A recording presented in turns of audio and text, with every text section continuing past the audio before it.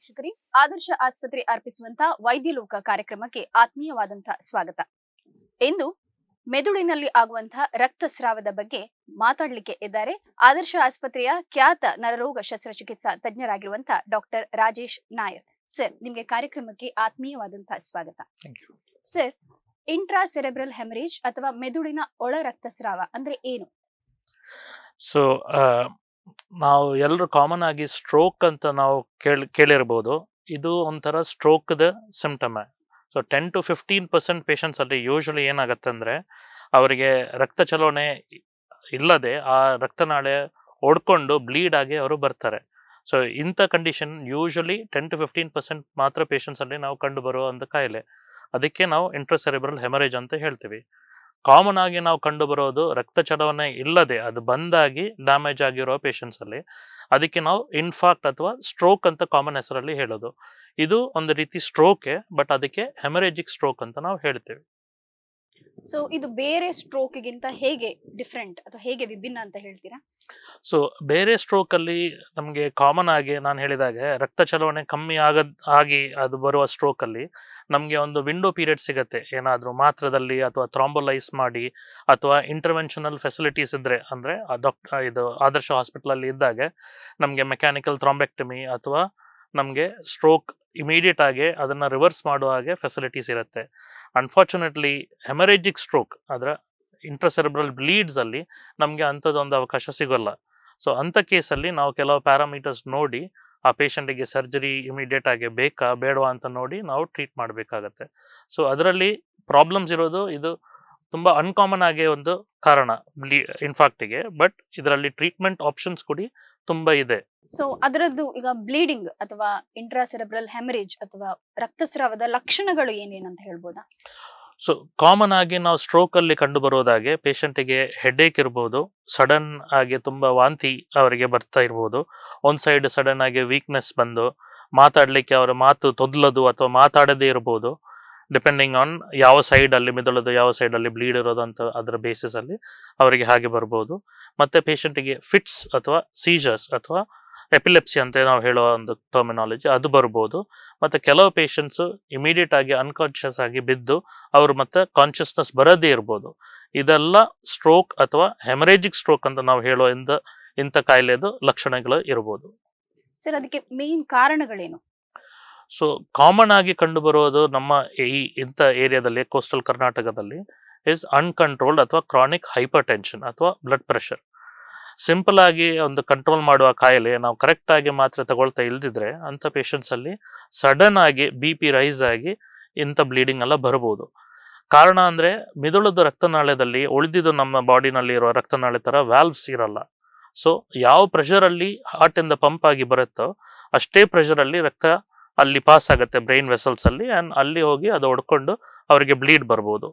ಬೇರೆ ಅನ್ಕಾಮನ್ ಆಗಿರುವ ಕಾರಣಗಳು ಇರ್ಬೋದು. ಅಂದ್ರೆ ಅನ್ಯೂರಿಸಮ್ ಅಂತ ಹೇಳ್ತೀವಿ, ಅಂದ್ರೆ ರಕ್ತನಾಳಿದು ಅಬ್ನಾರ್ಮಲ್ ಆಗಿ ಒಂದು ಗುಳ್ಳೆ ತರ ಇದ್ರೆ ಅದು ಹೊಡ್ಕೊಂಡು ಹಾಗೆ ಅವರಿಗೆ ಬ್ಲೀಡಿಂಗ್ ಬರ್ಬೋದು. ಬೇರೆ ಕಾರಣಗಳು ಅದರಲ್ಲಿ AVM ಅಂತ ಹೇಳ್ತೀವಿ, ಆರ್ಟೀರಿಯೋವಿನಸ್ ಮಾಲ್ಫಾರ್ಮೇಷನ್ಸ್, ಅಮಿಲಾಯ್ಡ್ ಆಂಜಿಯೋಪತಿ.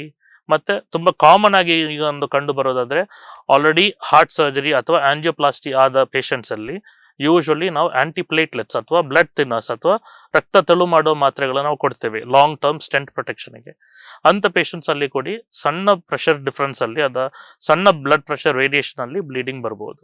ಸೊ ಇಂಥದ್ದೆಲ್ಲ ಕಾಮನ್ ಆಗಿ ಕಂಡು ಬರೋ ಒಂದು 5-6 ಕಾರಣಗಳು ನಾನು ಹೇಳಿದ್ದು. ಇದು ಬಿಟ್ರೆ ಬೇರೆ ಸುಮಾರು ಕಾರಣಗಳು ಇರ್ಬೋದು, ಬಟ್ ಅದನ್ನ ನಾವು ಅಸೆಸ್ ಮಾಡಿ ನೋಡ್ಬೇಕಾಗತ್ತೆ. ಬಟ್ ಕಾಮನ್ ಆಗಿ ಕಂಡು ಬರೋದು ಇದೊಂದು 5-6 ಕಾರಣಗಳು. ಸರ್, ಈಗ ICH ಆಗಿದೆ, ಸೆರೆಬ್ರಲ್ ಹೆಮರೇಜ್ ಆಗಿದೆ ಅಂತ ಪತ್ತೆ ಹಚ್ಚಲಿಕ್ಕೆ ಯಾವುದೆಲ್ಲ ವಿಧಾನಗಳಿವೆ? ಇಮೇಜಿಂಗ್ ಟೆಕ್ನಾಲಜಿ ಯಾವುದೆಲ್ಲ ಇದೆ?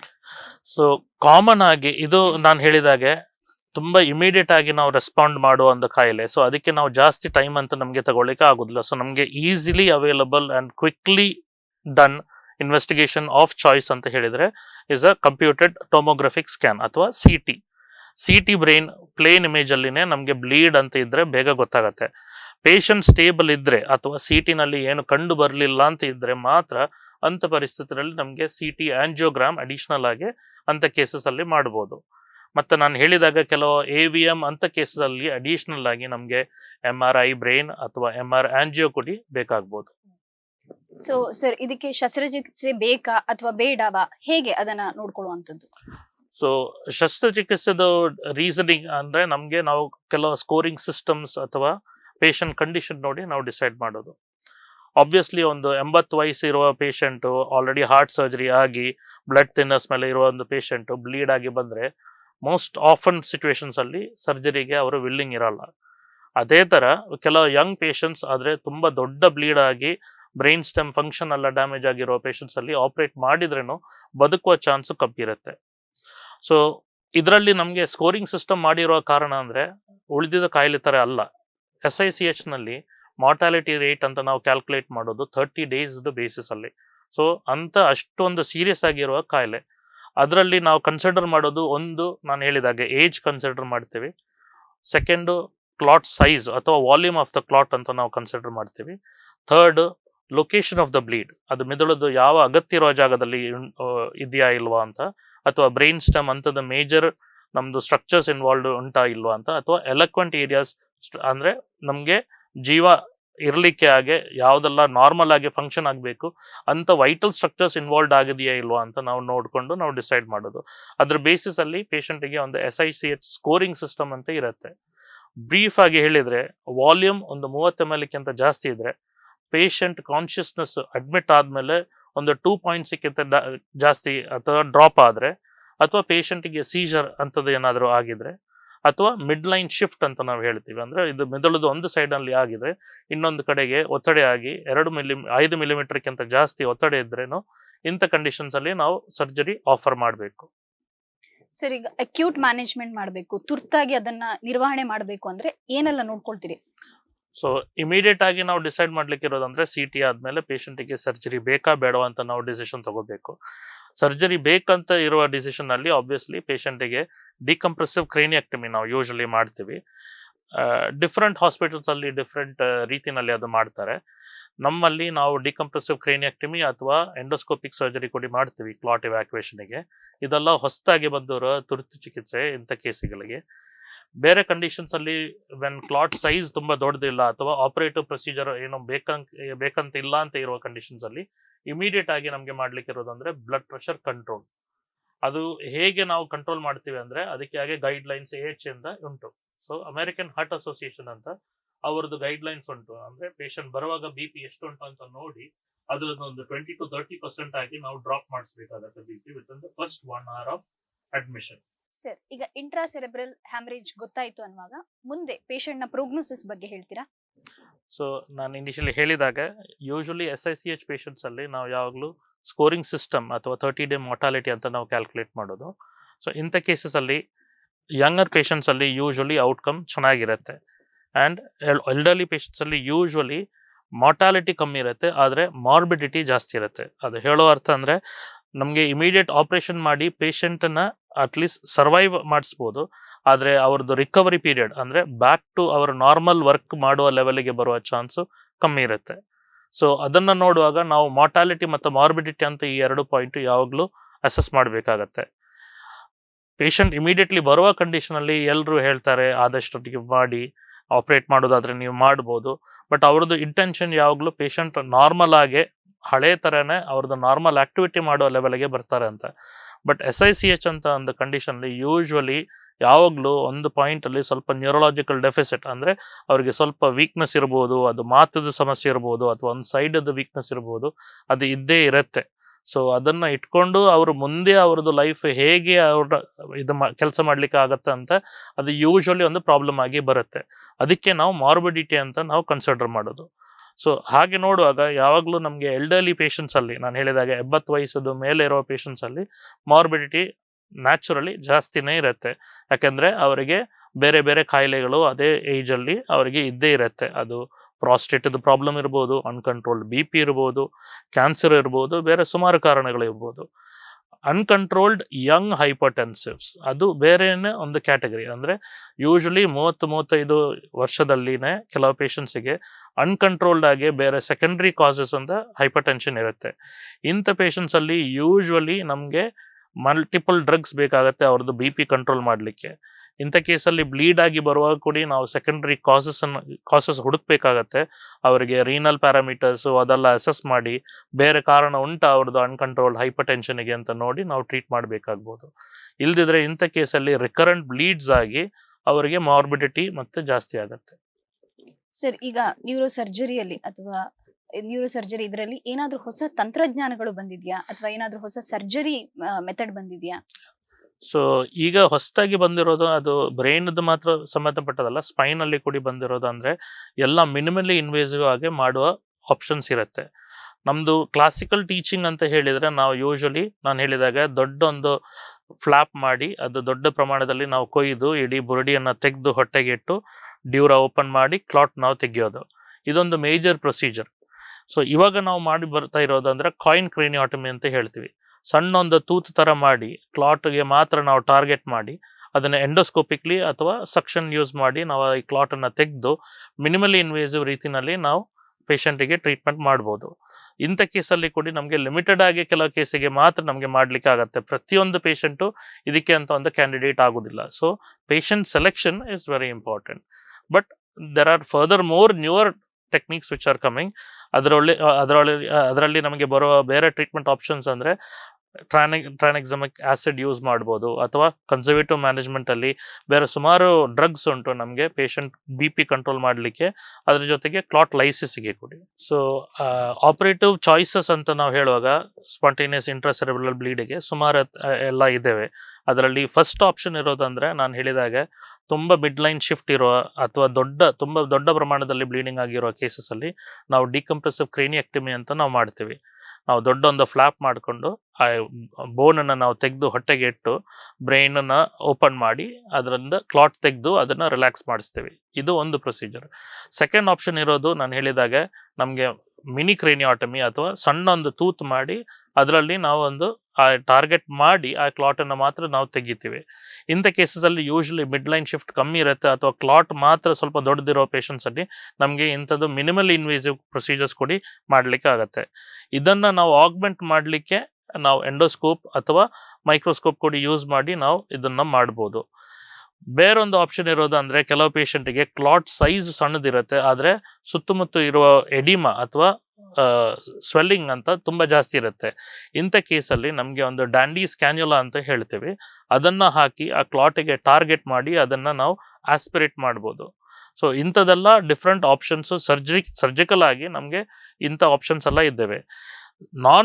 ಸರ್ಜಿಕಲ್ ಮ್ಯಾನೇಜ್ಮೆಂಟ್ ಅಂತ ಹೇಳುವಾಗ ಅದರಲ್ಲಿ ಇಮಿಡಿಯೇಟ್ ಆಗಿ ಫಸ್ಟ್ ಬರೋದು ಅವರಿಗೆ BP ಕಂಟ್ರೋಲ್. ಸೊ ಇಂಥ ಕೇಸಲ್ಲಿ ಯೂಶುವಲಿ ನಾವು ಕಾರ್ಡಿಯಾಕ್ ಇವ್ಯಾಲ್ಯೂಯೇಷನ್ ಮಾಡಿ CV ಡಾಪ್ಲರ್ ಅಂತ ನಾವು ಮಾಡಿ ಬ್ರೈನಿಗೆ ಮೇಜರ್ ಆಗಿ ರಕ್ತ ಸಪ್ಲೈ ಆಗುವ ರಕ್ತನಾಳಗಳನ್ನ ಅಸೆಸ್ ಮಾಡಿ ನಾವು ನೋಡ್ಬೇಕಾಗತ್ತೆ ಅದರಲ್ಲಿ ಏನಾದರೂ ಕ್ಲಾಟ್ ಉಂಟಾ ಅಥವಾ ಅಥ್ರೋಮ್ಯಾಟಸ್ ಪ್ಲಾಕ್ಸ್ ಇದೆಯಾ ಅಂತ.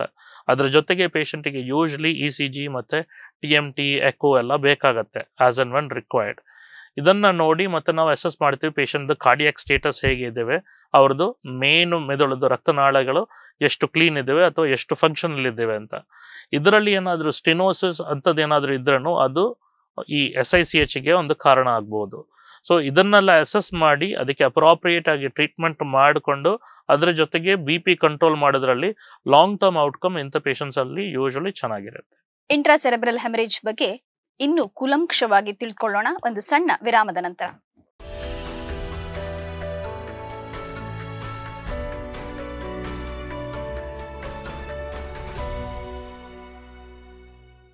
ಆರೋಗ್ಯ ಕ್ಷೇತ್ರದಲ್ಲಿ ಅತ್ಯುತ್ತಮ ಗುಣಮಟ್ಟದ ಸೇವೆ ಒದಗಿಸುತ್ತಿರುವ NABH ಮತ್ತು ISO ಪ್ರಮಾಣೀಕೃತ ಉಡುಪಿಯ ಸೂಪರ್ ಸ್ಪೆಷಾಲಿಟಿ ಆದರ್ಶ ಆಸ್ಪತ್ರೆಯಲ್ಲಿ ನುರಿತ ವೈದ್ಯರ ತಂಡ, 200 ಹಾಸಿಗೆಗಳ ಸೌಲಭ್ಯ, ಅತ್ಯಾಧುನಿಕ critical care unit, dialysis support, CT ಮತ್ತು MRI ಸ್ಕ್ಯಾನ್ ಒಳಗೊಂಡ ಸುಸಜ್ಜಿತ ಪ್ರಯೋಗಾಲಯ, ಔಷಧಾಲಯ, ದಿನದ 24 ಗಂಟೆ ತುರ್ತು ಸೇವೆ, ವಿವಿಧ ವಿಮಾ ಯೋಜನೆಗಳ ಸೌಲಭ್ಯ. ಸಮಗ್ರ ಆರೋಗ್ಯ ಸೇವೆಗಾಗಿ ಸಂಪರ್ಕಿಸಿ ಆದರ್ಶ ಆಸ್ಪತ್ರೆ super speciality centre, KSRTC bus ನಿಲ್ದಾಣದ ಹತ್ತಿರ, Udupi.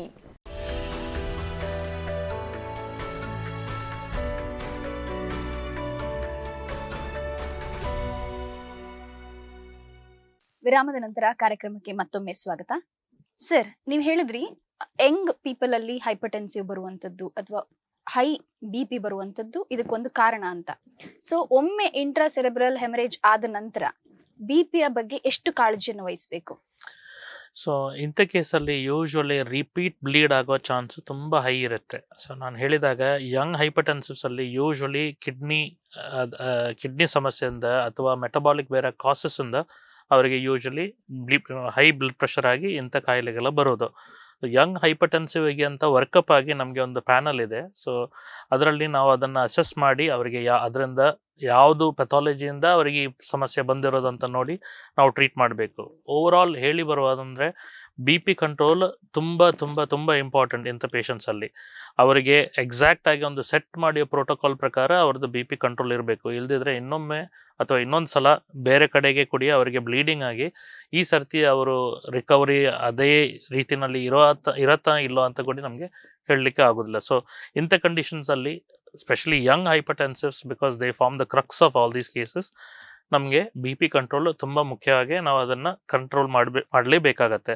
So most of them usually multimodal ಅವರಿಗೆ ಟ್ರೀಟ್ಮೆಂಟ್ ಬೇಕಾಗತ್ತೆ, ಮಲ್ಟಿಪಲ್ ಡ್ರಗ್ಸ್ ಬೇಕಾಗತ್ತೆ, ಪ್ರೊಲಾಂಗ್ಡ್ ಫಾಲೋ ಅಪ್ ಬೇಕಾಗತ್ತೆ, ಆ್ಯಂಡ್ ರಿಪೀಟ್ ಇಮೇಜಿಂಗು ಬೇಕಾಗತ್ತೆ. ಯಾಕಂದರೆ ಅವ್ರದ್ದು ಬ್ರೈನಲ್ಲಿ ಮುಂಚೆ ಆಗಿರೋ ಹೆಮರೇಜಿಂದ ಎಷ್ಟು ರಿಕವರಿ ಆಗಿದೆ, ಅಥವಾ ಹತ್ತಿರ ಇರೋ ರಕ್ತನಾಳದಲ್ಲಿ ಏನಾದರೂ ಕಾನ್ಫರ್ಮೇಷನಲ್ ಚೇಂಜಸ್ ಇದೆಯಾ, ಅಥವಾ ಬೇರೆ ಏನಾದರೂ ಚೇಂಜಸ್ಸಿಂದ ಅವರಿಗೆ ಬ್ಲೀಡ್ ರಿಸ್ಕ್ ಜಾಸ್ತಿ ಆಗಿದೆಯಾ ಅಂತ ನೋಡಲಿಕ್ಕೆ ಅಟ್ಲೀಸ್ಟ್ ಅವರಿಗೆ ರೆಗ್ಯುಲರ್ ಫಾಲೋ ಅಪ್ ಮತ್ತು once in a year at least ಅವರಿಗೆ ಆಂಜಿಯೋ ಅಥವಾ MR angio along with MRI ಅಂತ ನಾವು ಯೂಶ್ವಲಿ ಪ್ರಿಸ್ಕ್ರೈಬ್ ಮಾಡ್ತೀವಿ.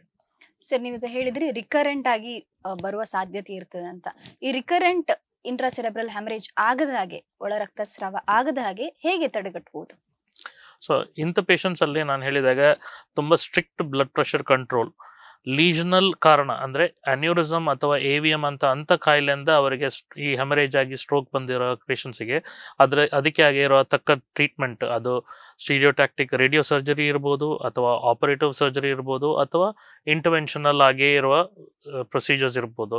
ಇದು ಯಾವುದಾದ್ರೂ ಮಾಡಿ ಅವರಿಗೆ ಅದನ್ನು ಪ್ರಾಪರಾಗಿ ಕಂಪ್ಲೀಟ್ ಆಗಿ ಕ್ಯೂರ್ ಮಾಡಿದ ಮೇಲೆ ಫಾಲೋ ಅಪ್ ಅಲ್ಲಿ ಅವರಿಗೆ ರಿಪೀಟ್ ಇಮೇಜಿಂಗ್ ಮಾಡಿ ಅದು ಕಂಪ್ಲೀಟ್ಲಿ ಟೋಟಲಿ ಆಕ್ಲೂಡ್ ಆಗಿದೆ ಅಂತ ನಾವು ಕನ್ಫರ್ಮ್ ಮಾಡಿದ ಮೇಲೆ ಮಾತ್ರ ನಮಗೆ ಸ್ಟ್ರಿಕ್ಟ್ BP ಕೊಡಿ ಕಂಟ್ರೋಲ್ ಮಾಡಿ ಅವ್ರನ್ನ ಫಾಲೋ ಅಪ್ ಅಲ್ಲಿ ಇಡ್ಬೋದು.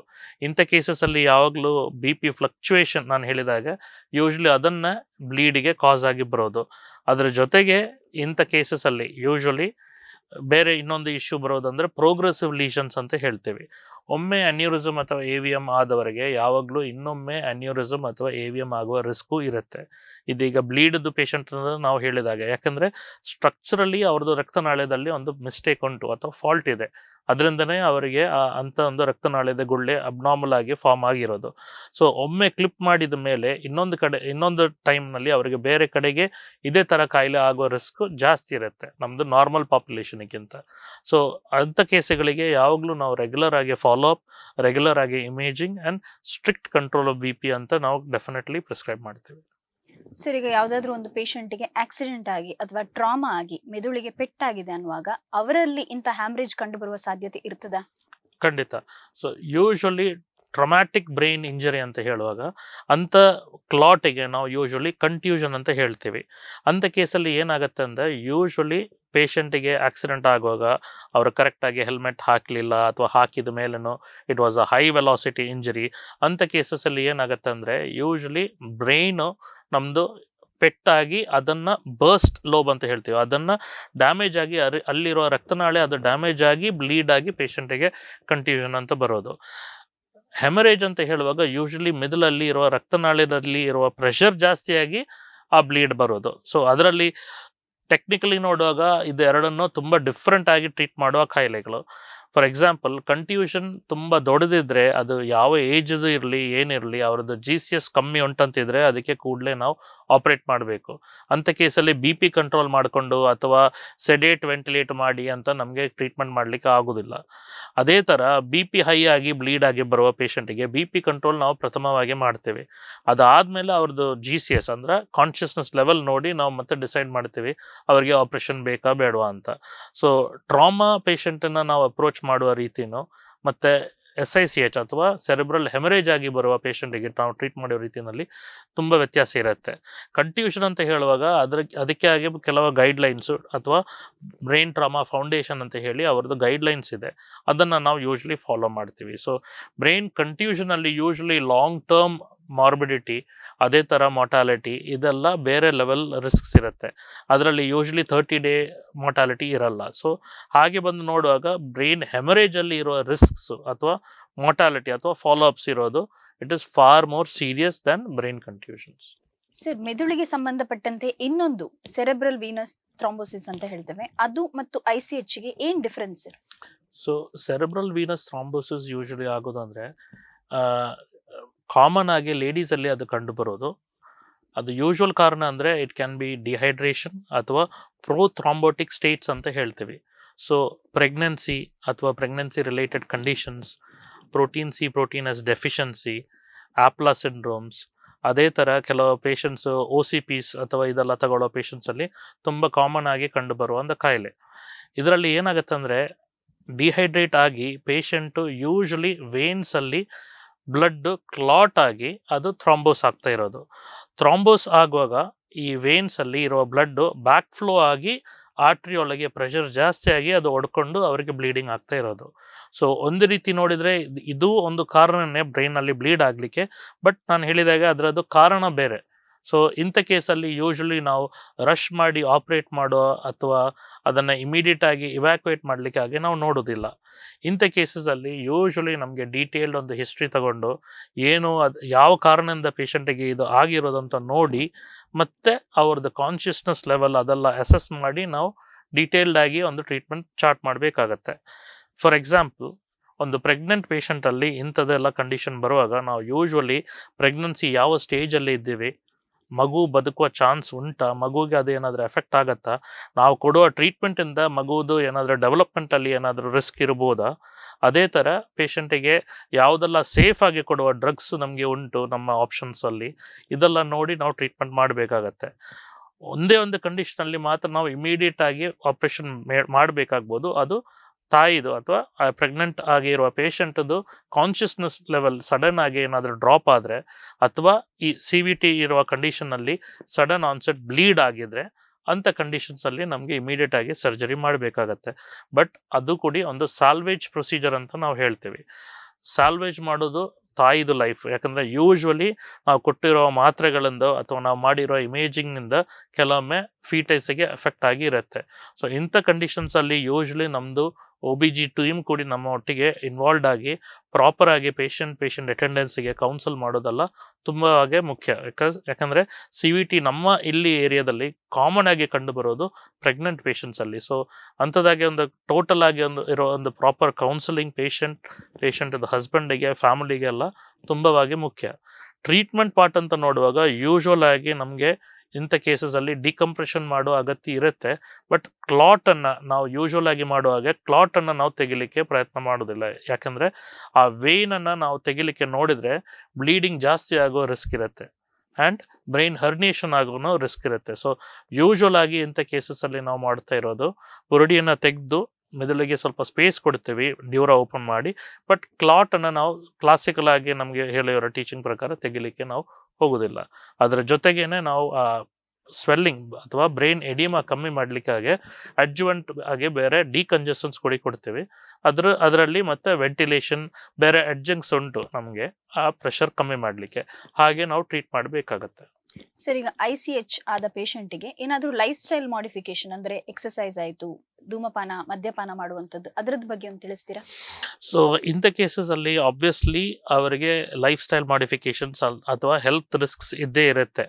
ಸ್ಮೋಕಿಂಗ್, ಡೆಫಿನೆಟ್ಲಿ ಆಲ್ಕೋಹಾಲ್, ಕೊಲೆಸ್ಟ್ರಾಲ್ ಇರುವ ಪೇಷಂಟ್ಸಲ್ಲಿ ಎಲ್ಲ ಯಾವಾಗಲೂ ಆಲ್ಮೋಸ್ಟ್ 2 to 3 fold ರಿಸ್ಕ್ ಜಾಸ್ತಿ ಇರುತ್ತೆ. ಸೊ ಡೆಫಿನೆಟ್ ಆಗಿ ಅವರೊಂದು ಡಿಸಿಷನ್ ತಗೊಂಡು BP ಕಂಟ್ರೋಲ್ ಫಾಲೋ ಅಪ್ ಜೊತೆಗೇನೆ ಅವ್ರದ್ದು ಡಯಟ್ರಿ ಮಾಡಿಫಿಕೇಶನ್ಸ್, ರೆಗ್ಯುಲರ್ ಆಗಿ ಎಕ್ಸಸೈಸಸ್, ರೆಗ್ಯುಲರ್ ಆಗಿ ಅವರಿಗೆ ಚೆಕಪ್ಗೆ ಬರೋದು, ಅದರ ಜೊತೆಗೆ ಅಗತ್ಯ ಇದ್ದರೆ ಅವರಿಗೆ ಕೊಲೆಸ್ಟ್ರಾಲ್ ಕಂಟ್ರೋಲಿಗೆ ಆಗಿ ಮೆಡಿಕೇಶನ್ಸು, ಸ್ಮೋಕಿಂಗ್ ಮಾಡ್ತಾ ಇದ್ದವರಿಗೆ ಅವರಿಗೆ ಆಲ್ಟರ್ನೇಟ್ ಮೆಡಿಕೇಶನ್ಸ್ ಅಥವಾ ಥೆರಪಿ ಟ್ರೈ ಮಾಡಿ ಸ್ಮೋಕಿಂಗ್ ಕಂಟ್ರೋಲ್ ಮಾಡೋದು ಅಥವಾ ನಿಲ್ಲಿಸೋಕ್ಕೆ, ಅದರ ಜೊತೆಗೇನೆ ಆಲ್ಕೋಹಾಲ್ ಅವರಿಗೆ ತುಂಬ ಪ್ರಾಬ್ಲಮ್ ಆಗಿ ಅಥವಾ ಕ್ರೇವ್ ಕ್ರೈಟೀರಿಯಾ ಅಂತ ಇದರಲ್ಲಿ ಬರುವ ಪೇಷಂಟ್ಸ್ ಇದ್ದರೆ ಅವರಿಗೆ ಹಾಗೆ ಆಲ್ಕೋಹಾಲಿಕ್ಸ್ ಅನಾನಿಮಸ್ ಅಥವಾ ಅವರಿಗೆ ರಿಹ್ಯಾಬಿಗೆ ಅವ್ರನ್ನ ಹಾಕಬೇಕಾಗತ್ತೆ. ಸೊ ಇಂಥದಾಗೆ ಲೈಫ್ ಸ್ಟೈಲ್ ಮಾಡಿಫಿಕೇಶನ್ಸಲ್ಲಿ ಡೆಫಿನೆಟ್ ಆಗಿ ಅವರಿಗೆ ಇನ್ನೊಮ್ಮೆ ರೀಬ್ಲೀಡ್ ಆಗುವ ರಿಸ್ಕ್ಸು ನಾವು ಕಂಟ್ರೋಲ್ ಮಾಡಲಿಕ್ಕೆ ನಮಗೆ ಆಗುತ್ತೆ. ಸರ್, ಆದರ್ಶ ಆಸ್ಪತ್ರೆಯಲ್ಲಿ ಇಂಥ ಪೇಷಂಟ್ಗಳು ಬಂದ್ರೆ ಯಾವುದೆಲ್ಲ ಸೌಕರ್ಯಗಳು ಇದೆ ಅಂತ ಹೇಳಿ ತಿಳಿಸ್ತೀರಾ?